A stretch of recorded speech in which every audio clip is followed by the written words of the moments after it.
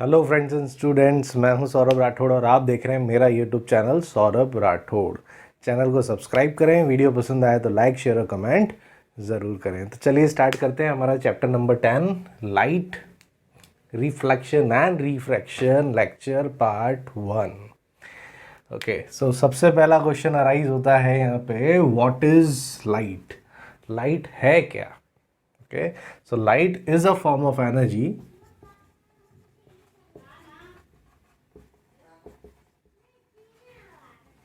So it is a form of energy which enables us to see any object, है ना? So एक type की energy है जिसकी वजह से हम किसी ऑब्जेक्ट को देख सकते हैं, है ना? So it is a form of energy which enables us to see any object.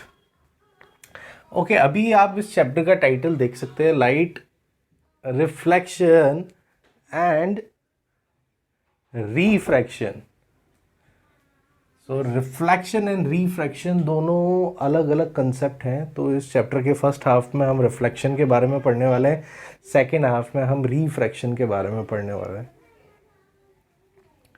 Now what is reflection, है ना? The bouncing back of light from any smooth surface और इनफैक्ट एनी सरफेस, है ना? किसी भी सरफेस पे जब light fall होती है तो वहां से बाउंस बैक होती है, यानी वापस आती है। उसे हम क्या बोलते हैं? रिफ्लेक्शन। जितना ज़्यादा स्मूथ सरफेस होगा उतना ज़्यादा रिफ्लेक्शन होगा, ठीक है? जितना रफ सरफेस होगा उतना कम रिफ्लेक्शन होगा। So what is reflection? The bouncing back of light from any surface, in fact any smooth surface is known as reflection.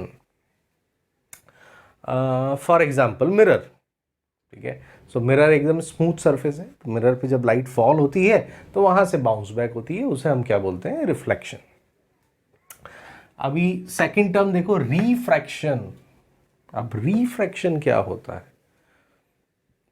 अगर कोई ट्रांसपेरेंट ऑब्जेक्ट है या ट्रांसपेरेंट सब्जेक्ट सरफेस आई मस से, और उस ट्रांसपेरेंट सरफेस पे जब लाइट फॉल होती है तो बाउंस बैक नहीं होती, वो ट्रांसमिट हो जाती है, मतलब उसके आर पार निकल जाती है ना? फॉर एग्जाम्पल एनी लेंस और ग्लास, सिंपली, ठीक है? ग्लास ट्रांसपेरेंट होता है तो उस पर जब लाइट फॉल होती है तो ट्रांसमिट हो जाती है, इट मीन्स उसके आर पार निकल जाती है। जब भी ऐसा होता है किसी भी ट्रांसपेरेंट सरफेस से जब लाइट पास होती है तो वो बैंड हो जाती है, ठीक है?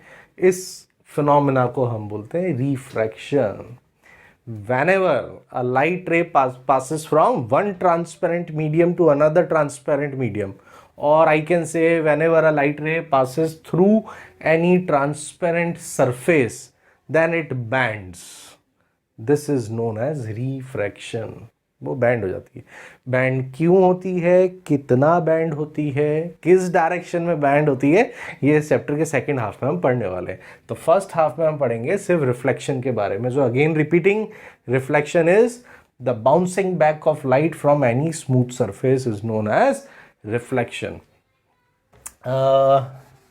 लास्ट ईयर और स्टैंडर्ड 8th में आप लोग ऑलरेडी लॉज ऑफ रिफ्लेक्शन के बारे में पढ़ चुके हैं।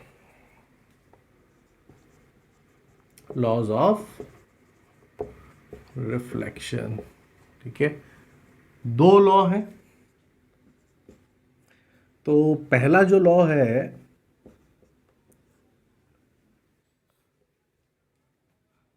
Let's say this is a smooth surface, mirror मान लेते हैं चलो, और इसको m से रिप्रेजेंट कर देता हूं, m for mirror, and this is the back side of the mirror.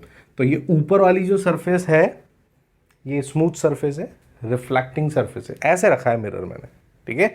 This is the back of the mirror and this is the smooth और the reflecting surface, you can say, ठीक है?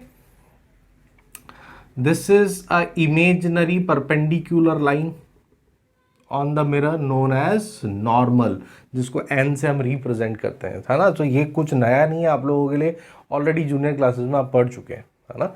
Normal is a imaginary perpendicular line on any surface, okay, ये light रे यहां पे incident करी हमने, तो इसे क्या बोलेंगे, incident ray. And because this is a smooth surface, क्योंकि ये एक स्मूथ सरफेस है, तो लाइट क्या करेगी, बाउंस बैक करेगी, यानी यहां से रिफ्लेक्ट हो जाएगी, टकरा के वापस चली जाएगी। ठीक है, नॉर्मल रे इंसिडेंट रे के साथ जो एंगल बनाती है, इसे हम बोलते हैं angle of incidence. This is angle of incidence. फिर ये जो रिफ्लेक्टेड रे है,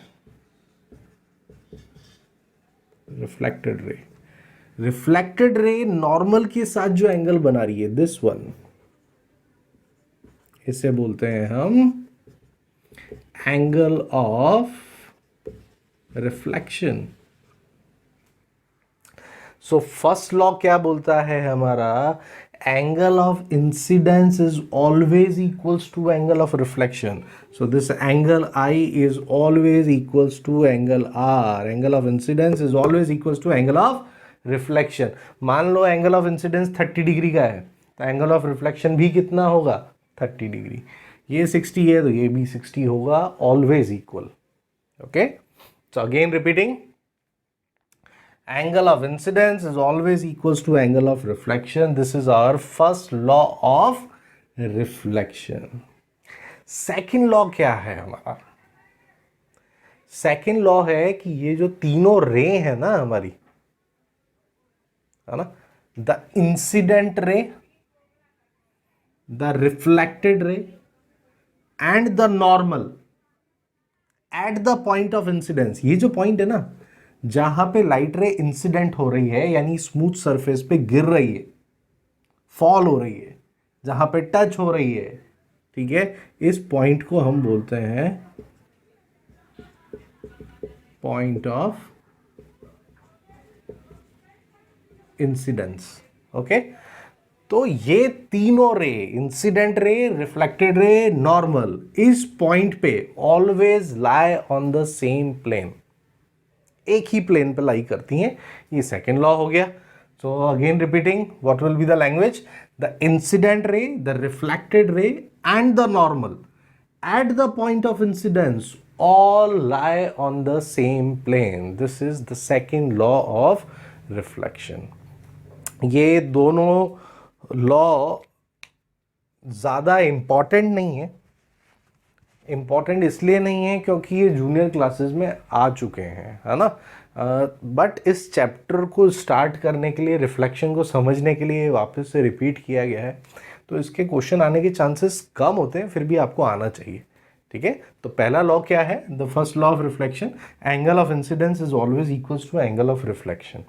second law, the incident ray, the reflected ray and the normal at the point of incidence all lie on the same plane. ठीक है, तो ये तो हो गए आपके लॉज ऑफ रिफ्लेक्शन।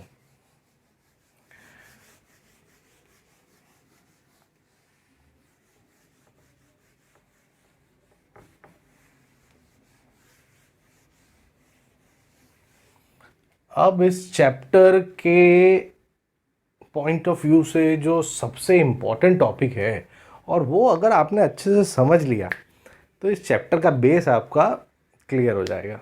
ठीक है, रियल एंड वर्चुअल इमेज ये क्या होती हैं। ठीक है, so difference between real image and virtual image. ठीक है, इन दोनों में डिफरेंस क्या होता है। ठीक है, अभी रियल वर्ड का मीनिंग तो सबको पता है। ठीक है, वर्चुअल क्या होता है,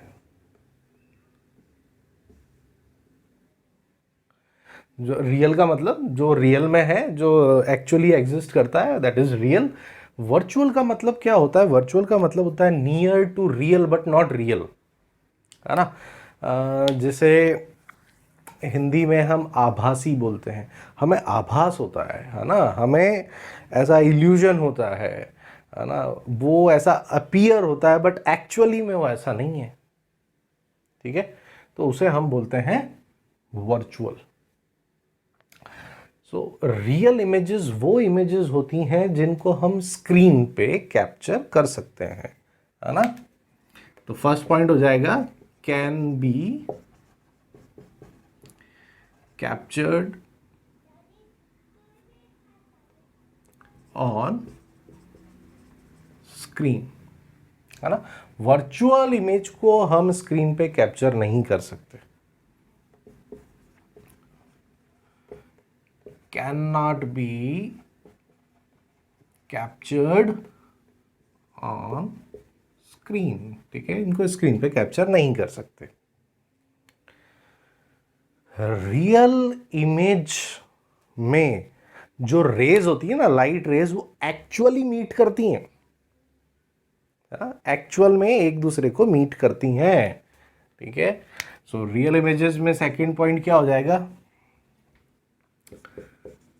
द रिफ्लेक्टेड और रिफ्रैक्टेड रेज एक्चुअली मीट्स, है ना। रिफ्लेक्टेड रे हो या रिफ्रैक्टेड रे हो, एक्चुअल में मीट करती हैं, ठीक है। अभी थोड़ा बहुत अगर कंफ्यूजन हो भी रहा होगा तो जैसे जैसे हम इस चैप्टर में आगे बढ़ेंगे ये कंसेप्ट क्लियर होता जाएगा, डोंट वरी। वर्चुअल इमेज में क्या होता है, ये रेज जो हैं they appear like meeting but actually they are not meeting. हमें ऐसा लगता है कि वो मीट हो रही हैं बट एक्चुअली में वो मीट नहीं हो रही हैं, दे अपीयर लाइक मीटिंग, है ना। द रिफ्लेक्टेड और refracted rays appears like meeting, है ना। अपीयर होती हैं कि वो मीट हो रही हैं बट एक्चुअली मीट नहीं हो रही हैं।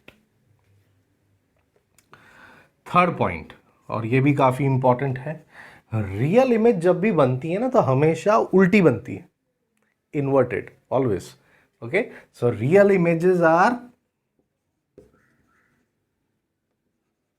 ऑलवेज इन्वर्टेड, हमेशा उल्टी बनेंगी, ठीक है। और वर्चुअल इमेज हमेशा इरेक्ट बनती है, यानी कि सीधी बनती है ना, ऑलवेज इरेक्ट, ठीक है। ये इंपॉर्टेंट पॉइंट है। रियल और वर्चुअल इमेज, ये वाला कंसेप्ट जब तक क्लियर नहीं होगा ना तो आगे इस चैप्टर में मज़ा नहीं आएगा, ठीक है। धीमे धीमे जैसे जैसे मैं रे डायग्राम्स बनाऊंगा और हम और डिस्कशन करते जाएंगे इस चैप्टर में, ये और ज़्यादा क्लियर होता जाएगा, ठीक है। So this is the difference between real and virtual image. Real images can be captured on a screen, virtual images can not be captured on screen, screen पे कैप्चर नहीं कर सकते। द रिफ्लेक्टेड और refracted rays actually meets, and here the reflected or refracted rays appears like meeting but actually they are not meeting, है ना। always inverted, always erect, हमेशा उल्टी बनती हैं, हमेशा सीधी बनती हैं, ठीक है। चलो भाई, तो अब आगे बढ़ते हैं। प्लेन मिरर के अंदर जो इमेज बनती है उसकी प्रॉपर्टीज क्या क्या हैं, What are the properties of the image formed by a plane mirror? अब प्लेन मिरर कौन सा मिरर है भाई, जो हम लोगों के घर पे ड्रेसिंग टेबल पे लगा होता है, that is the plane mirror, जिसमें रोज आप अपनी शक्ल देखते हैं, वो एक प्लेन मिरर है। तो प्लेन मिरर में जो इमेज बनती है उसकी प्रॉपर्टी क्या क्या है। एक तो इमेज कैसी है, वो वर्चुअल है, ठीक है, वर्चुअल इमेज।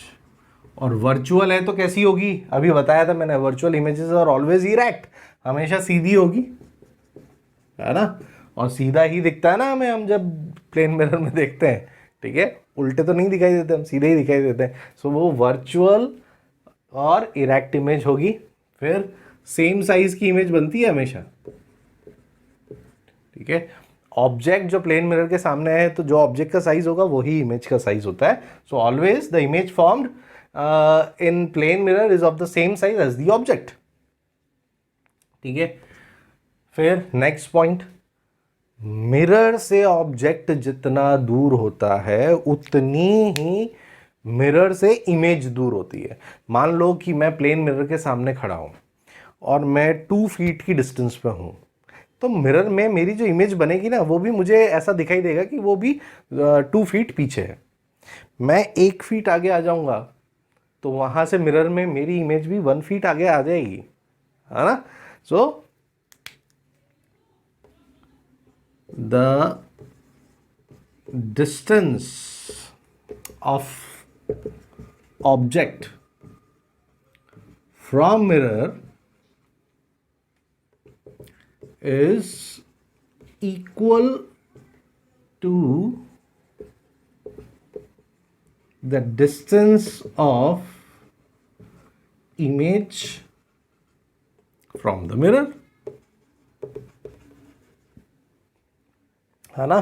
तो ऑब्जेक्ट मिरर से जितना दूर है उतनी ही मिरर में इमेज मिरर से दूर होगी, ठीक है। मान लो कि ये भाई मिरर है, ये ऑब्जेक्ट है, आदमी हो गया, और ये यहां से यहां तक की डिस्टेंस जो है 2 मीटर है ना। तो मिरर से ऑब्जेक्ट की डिस्टेंस 2 मीटर हो गई। तो यहां जो इमेज बनेगी मिरर में, वो भी मिरर से कितना दूर होगी, 2 मीटर। ये मतलब है इसका, ठीक है। So the distance of object from mirror is equal to the distance of image from the mirror, right. And the last property,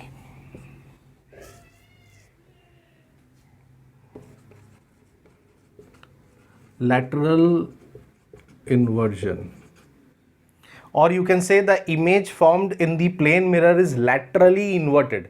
lateral inversion का मतलब क्या है, आप प्लेन मिरर के सामने खड़े रहेंगे तो आप अपना लेफ्ट हैंड उठाएंगे तो वहां से आपको कैसा अपीयर होगा कि आपकी इमेज ने राइट हैंड उठाया।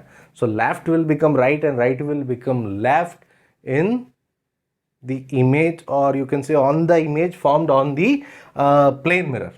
तो इसे क्या बोलते हैं हम, lateral inversion। ये जो horizontal inversion होता है ना, इसे हम बोलते हैं lateral inversion, ठीक है। एम्बुलेंस पे एम्बुलेंस उल्टा क्यों लिखा होता है, इसीलिए रुका होता है कि जब हम हमारे रियर व्यू मिरर में पीछे देखें उसे तो वो हमें सीधा दिखाई दे, है ना।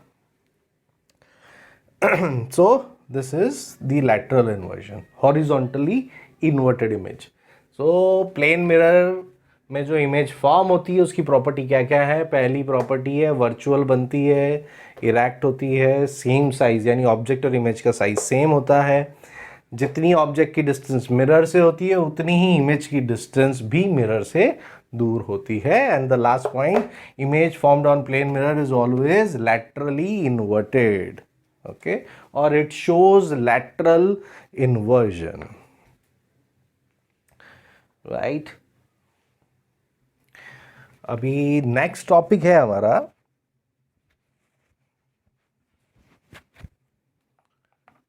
spherical mirror। okay, before that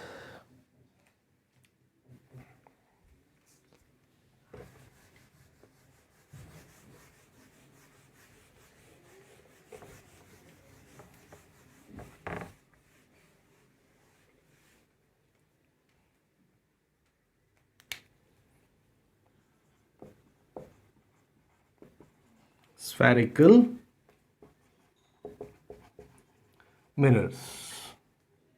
spherical mirrors क्या होते हैं, जो कर्व्ड मिरर्स होते हैं ना, जिनकी इंटरनल सरफेस या आउटरनल सरफेस कर्व्ड होती हैं, उसे हम स्फेरिकल मिरर बोलते हैं। यानी प्लेन मिरर नहीं है, सीधे सीधे नहीं है, कर्व्ड है, ठीक है।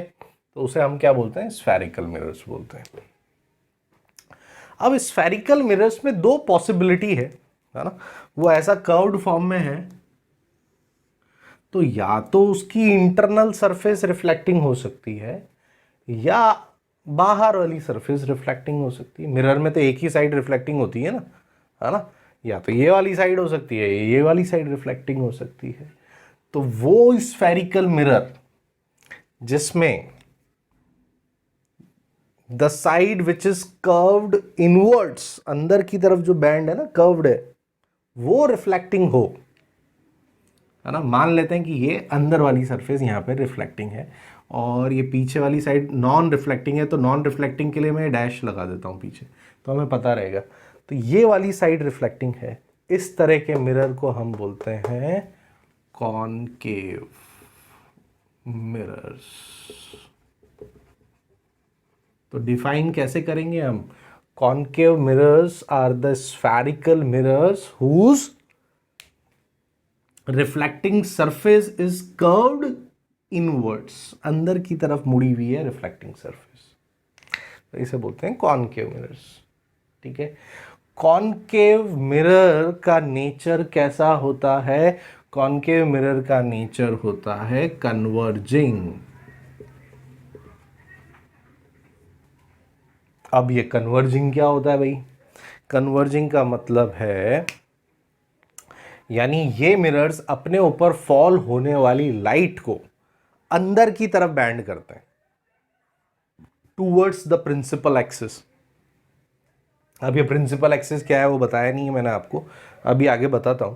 सो कन्वर्जिंग का मतलब है ये अपने ऊपर फॉल होने वाली लाइट को अंदर की तरफ बैंड करते हैं, यानी लाइट रे अगर ऐसे आई, दिस इज द डायरेक्शन, तो ये रिफ्लेक्ट होके बाहर नहीं जाएगी, अंदर की तरफ बैंड हो जाएगी। तो ये नेचर के होते हैं कन्वर्जिंग। ठीक है। Second type of spherical mirror is convex mirror.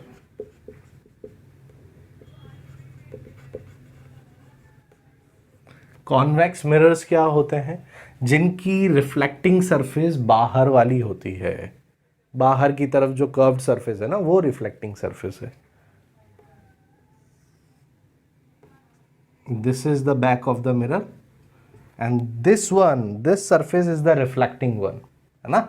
So convex mirrors are the spherical mirrors whose reflecting surface is curved outwards, बाहर की तरफ मुड़ी हुई है रिफ्लेक्टिंग सरफेस, और इनका नेचर कैसा होता है? डाइवर्जिंग। डाइवर्जिंग का मतलब ये अपने ऊपर फॉल होने वाली लाइट को बाहर की तरफ बैंड कर देते हैं। ठीक है। तो मान लो कि ये लाइट रे ऐसे आई, तो ये इधर बैंड नहीं होगी जैसा इसमें हुआ था, ये कन्वर्जिंग था तो ये अंदर की तरफ उसको बैंड कर रहा था। ये डाइवर्जिंग है तो ये इधर बैंड नहीं करेगा, ये इसको बाहर की तरफ बैंड कर देगा। सो ये होता है कन्वर्जिंग एंड डाइवर्जिंग।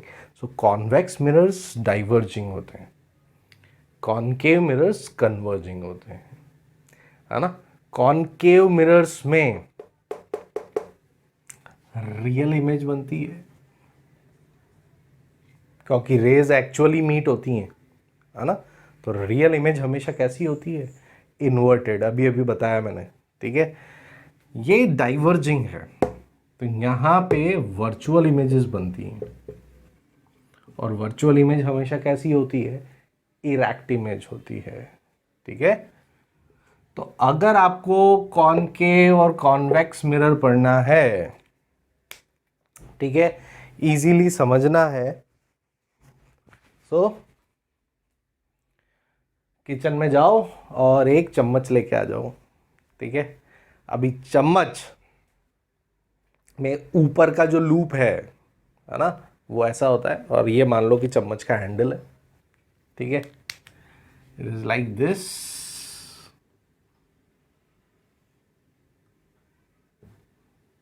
ठीक है ना भाई, कुछ ऐसा ही होता है। तो ये जो इनवर्ड पोर्शन है ना, ये चम्मच है, सांप नहीं है, ये जो इनवर्ड पोर्शन है this is the concave part, concave mirror है, क्योंकि कर्व्ड सरफेस जो रिफ्लेक्टिंग है वो अंदर की तरफ है, और ये बाहर वाला कैसा हो गया? Convex. This is concave, this is convex. तो यहां पे कॉनकेव में जब आप देखोगे, क्योंकि कन्वर्जिंग है, तो रियल इमेज बनेगी, और रियल इमेज हमेशा कैसी होती है, इन्वर्टेड, तो आप उल्टे दिखाई दोगे उसमें।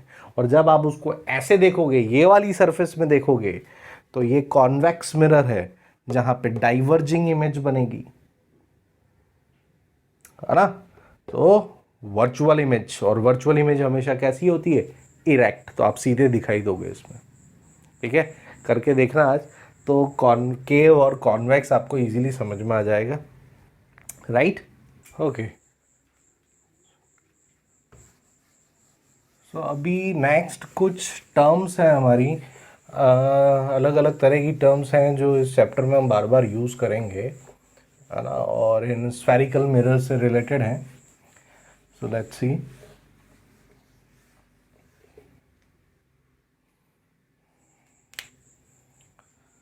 चलो ये कॉनकेव मिरर ले लेते हैं।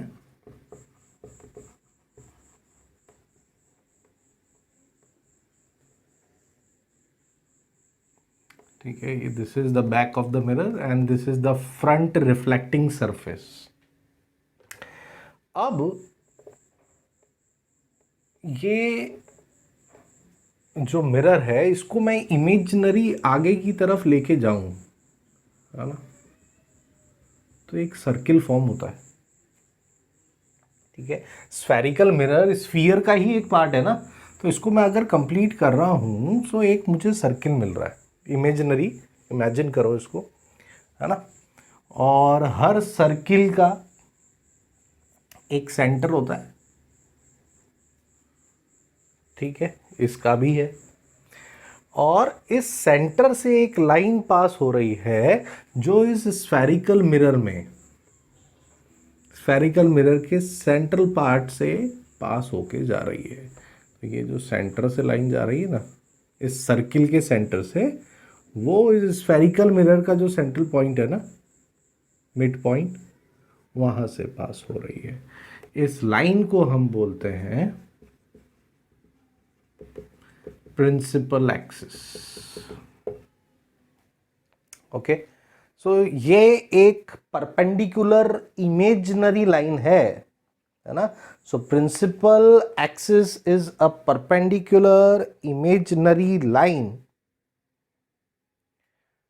passing from the center of this and the middle point of this spherical mirror, principal। Okay, तो ये एक प्रिंसिपल एक्सिस हो गई। अब समझ में आया मैं क्या बोल रहा था पहले, कन्वर्जिंग नेचर कॉनकेव का, it will bend the light ray towards the principal axis, है ना। अगर यहां से लाइट रे आएगी तो बैंड होके प्रिंसिपल एक्सिस की तरफ जाती है, अंदर की तरफ बैंड होती है, उसे कन्वर्जिंग बोलते हैं। ठीक है, अब ये जो सेंट्रल पार्ट है, अभी इसको रब कर देता हूं, ठीक है ना, ये तो हमने इमेजिन किया था, इसको रब कर देते हैं। अभी ये जो सेंट्रल पार्ट है इसको हम बोलते हैं सेंटर ऑफ कर्वेचर। ये जो कर्वेचर है ना, इससे फॉर्म होने वाले सर्किल का सेंट्रल पार्ट है ये, इसे बोलते हैं सेंटर ऑफ कर्वेचर, और सी से रिप्रेजेंट करते हैं इसको। ठीक है, तो ये प्रिंसिपल एक्सिस हो गई। Principal axis is a imaginary perpendicular line passing through the centre of curvature and perpendicularly meets on the spherical mirror। ठीक है,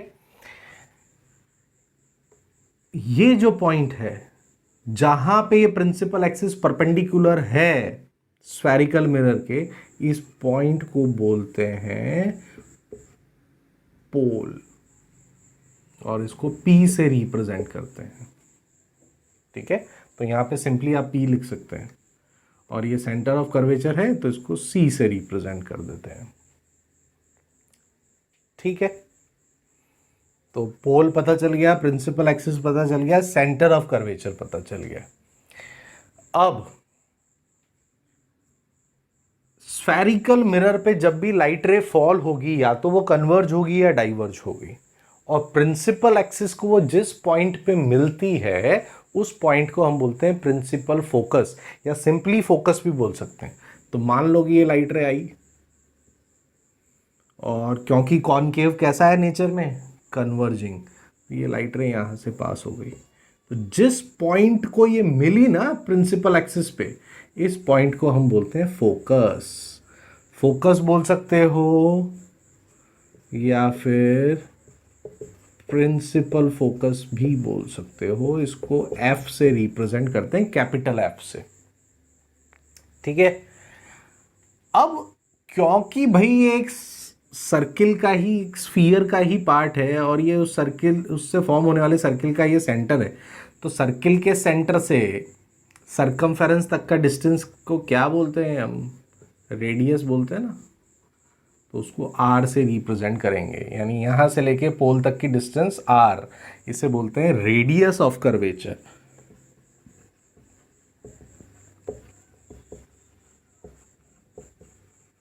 Radius of curvature, or simply you can say the distance between the center of curvature and the pole of a spherical mirror is known as radius of curvature, और इसको r से represent करते हैं। ये जो focus है और पोल, focus और पोल के बीच का जो डिस्टेंस है ना, इसे बोलते हैं फोकल लेंथ, और इसको स्मॉल एफ से रिप्रेजेंट करते हैं। तो ये स्मॉल एफ कहां से कहां तक हो गया, प्रिंसिपल फोकस से लेके पोल तक की डिस्टेंस को हम बोलते हैं फोकल लेंथ, और स्मॉल एफ से इसको रिप्रेजेंट करते हैं, फोकल लेंथ। ये फोकस हमेशा रेडियस ऑफ कर्वेचर के सेंटर में होता है। तो यहां से मुझे एक रिलेशन मिल जाता है आर। अगर फोकस सी पी यानी सेंटर ऑफ कर्वेचर और पोल के बीच का जो डिस्टेंस है उसके सेंटर में है, इसका मतलब क्या हुआ, रेडियस ऑफ कर्वेचर का सेंट्रल पॉइंट हो गया, ठीक है। यानी यहां तक की ये जो फोकल डिस्टेंस है, एफ से पी की डिस्टेंस, वही डिस्टेंस सी से एफ की होगी। तो क्या मैं ऐसा लिख सकता हूं, R is equal to twice the focal length. ये पहला रिलेशन मिल गया आपको, radius of curvature is equal to twice the focal length. Small F लिखा है देखो मैंने, ये फोकल लेंथ, कैपिटल एफ लिखते हैं वो फोकस है। तो फोकस सिर्फ एक पॉइंट है, फोकल लेंथ डिस्टेंस है फोकस से पोल तक की। तो radius of curvature is always equals to twice the focal length. Focal length का डबल कर दो तो रेडियस ऑफ कर्वेचर हमें मिल जाता है। तो ये कुछ टर्म्स हैं, ठीक है, जो आपको लर्न करनी पड़ेंगी। भाई जैसा कॉनकेव में है, कॉन्वेक्स में भी ऐसा ही होगा, बस डायरेक्शन दूसरा हो जाएगा। और क्योंकि यहां पे रियल इमेज होती है तो लाइट रे एक्चुअली मीट होती है, कॉन्वेक्स की केस में वर्चुअल बनेगा, ठीक है। बना के देख लेते हैं। यहां पे ये बैक ऑफ द मिरर है, रिफ्लेक्टिंग सरफेस ये है कॉन्वेक्स में, ठीक है। This is the principal axis, this is pole, ये आपका सेंटर ऑफ कर्वेचर हो जाएगा। इन दोनों के बीच में ये प्रिंसिपल फोकस, यहाँ से लेके यहाँ तक की डिस्टेंस फोकल लेंथ, और पोल से लेके सेंटर ऑफ कर्वेचर तक की डिस्टेंस रेडियस ऑफ कर्वेचर, ठीक है। तो सारी चीज़ें वही हैं, ये प्रिंसिपल एक्सिस हो गई, ये फोकस हो गया, ये फोकल लेंथ, ये पोल, ये centre of curvature, radius of curvature. तो यहां पे लाइट रे देखो, ये डाइवर्जिंग है नेचर का, लाइट रे ऐसे आती है और ऐसे चली जाती है, बट ये देखो मीट हुई नहीं कहीं पे, प्रिंसिपल एक्सिस से मीट हुई है लाइट रे नहीं, क्योंकि ये तो डाइवर्जिंग है, ऊपर चली गई। बट इस रे को मैं इमेजनरी पीछे की तरफ बढ़ाऊंगा तो ये कहां से पास होती हुई अपीयर हो रही है, फोकस से पास होती हुई अपीयर हो रही है। इसीलिए वर्चुअल इमेज के केस में मैंने आपको लिखवाया था, the rays will appear like meeting but actually they are not meeting. ये मीट हो ही नहीं रही है यहाँ पे, वो तो ऊपर निकल गई, ऐसे आई और ऐसे चली गई। बट ये इमेजनरी अगर लाइन में नीचे लेके आता हूँ तो ऐसा लगता है कि वो यहाँ से आ रही है, अपीयर लाइक मीटिंग, ठीक है। सो ये टर्म्स इंपॉर्टेंट है, focus, pole, centre of curvature, radius of curvature, focal length, ठीक है। ये टर्म्स आगे अभी हम रे डायग्राम्स बनाएंगे, उसमें ये काम आने वाली है हमें। तो आज के लेक्चर में इतना ही रखते हैं। नेक्स्ट लेक्चर में हम अलग अलग तरह के रे डायग्राम्स बनाएंगे और कैसे बनाते हैं, उनकी क्या ट्रिक्स हैं, क्या तरीके हैं, वो मैं सिखाऊंगा आपको, ठीक है। तो आज के लेक्चर में इतना ही रखते हैं। तो मेरे चैनल को भाई अभी तक जिसने सब्सक्राइब नहीं किया हो प्लीज़ सब्सक्राइब करें, ठीक है। वीडियो पसंद आए तो लाइक शेयर और कमेंट ज़रूर करें। जय हिंद, जय भारत, नमस्कार।